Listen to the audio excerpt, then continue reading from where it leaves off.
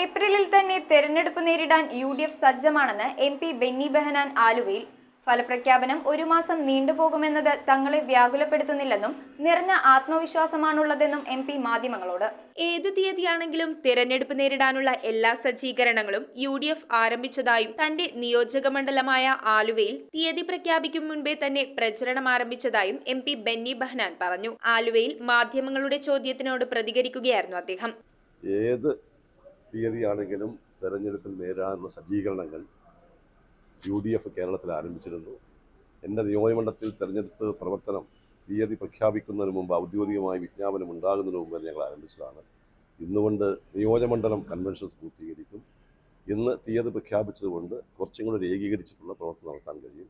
പൂർണ്ണ ആത്മവിശ്വാസം, പൂർണ്ണ സംതൃപ്തി. തെരഞ്ഞെടുപ്പ് പ്രചാരണത്തെ ഈ ചൂട് കാലാവസ്ഥ ബാധിക്കുകയില്ലെന്നും തങ്ങൾ നിറഞ്ഞ ആത്മവിശ്വാസത്തിലാണുള്ളതെന്നും അദ്ദേഹം കൂട്ടിച്ചേർത്തു.